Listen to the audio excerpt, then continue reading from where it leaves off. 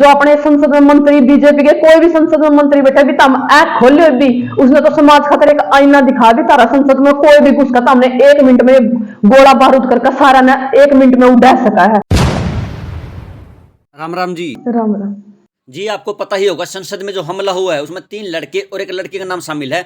लड़की का नाम नीलम है और ये जींद जिला से गसो गांव से है और कुछ लोग ये कह रहे हैं कि ये तो आतंकवादी है। इस पर आप क्या कुछ कहोगी?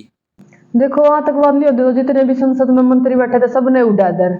उन्हें तो एक सरकार आगे चेतावनी दी है भी आपकी संसद में कोई भी आतंकवादी घुस सका है। अगर उनका अंदर ऐसी भावना होती तो वो शायद कि जो अपना पीड़ा वो जो कवा है अपना ये धूमाकरण की वो डाले तो एक बार संकेत दिया था। और उस लड़की ने हम किसान आंदोलन का टाइम जाना देखो कदे बातचीत तो नहीं हुई लेकिन वह टोल पे आई हुई है देखी हुई भी जो आपने उसकी फोटो देखे हमने लगे हाँ भैया देखी हुई। लेकिन उसने एक समाज से एक आईना दिखाया है। उसने नू दिखाया भी जो आज रोजगार बेरोजगार बालक घर में बैठे हैं वह तड़प उस लड़की के अंदर थी। उस तड़प का मतलब यह दिखा दी भी हाँ जो आप बेरोजगारी की भावना हर घर घर में बैठी है जो मैं अपना आप पे लगाऊं जो हम सिर्फ हम इस चीज ने नहीं कर सका हाँ बेरोजगार है लेकिन उसका अंदर एक इसी भावना जो अंदर संसद के अंदर मंत्री बैठे थे उनका विरोध कराया उस बेबे ने। और हम तो कहूँ अगर वह बेबे अपनी सच्चाई पे खरी है क्योंकि उसने एक बेरोजगारी की आवाज उठाई है पूरा समाज उस बेबे नीलम गला है। और जहां भी उस बेबे ने देखो मैंने कहूँ भी गांव का सोना जड़े भी किसी ने भी मारी उस बेबे गला तन मन बनता है। और मैंने कहूँ चलो बहुत बढ़िया काम होया है। देखो बेबे ने कहा करा भी बेबे अपनी सच्चाई पे खड़ी है क्योंकि सच्चाई की हमेशा जीत होया करे। और उनका गैप पास भी बीजेपी के एमएलए ने दिया है। अगर कोई और मतलब कोई और पार्टी वाला के दे देंगे तो शायद उस पर आतंकवादी भी घोषित करता है। और सरकार अपनी हर मतलब उस बेबे पर पता नहीं क्या ब्लेम लगेगा भी आपको किसी शायद किसी ये संगठन पार्टी तो किसी कांग्रेस पार्टी का लो पार्टी कोई आम पार्टी किसी भी पार्टी का उसने जोड़ने की कोशिश करेगी इनका काम है।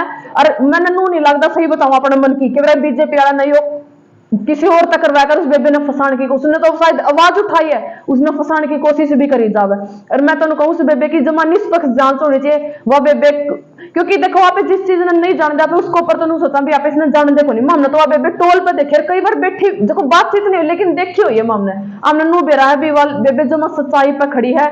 और हम तो नू कहूँ भी कानून अपनी व्यवस्था तभी उसने बेबे ना देखो उस पर निष्पक्ष जांच होनी चाहिए। चलो भी कोई सरकार का दबाव में अगर कोई गलत काम कर जानी तो ये पूरा पूरा देखो पूरा हरियाणा जितने भी संगठन है सारे बेबे के साथ है। और मैं तो कहूँ जो अपने संसद में मंत्री बीजेपी के कोई भी संसद में मंत्री बैठे भी तम ऐप खोले भी उसने तो समाज खातर एक आईना दिखा भी तारा संसद में कोई भी घुस का हमने 1 मिनट में गोला बारूद करके सारा ने 1 मिनट में उड़ा सका है।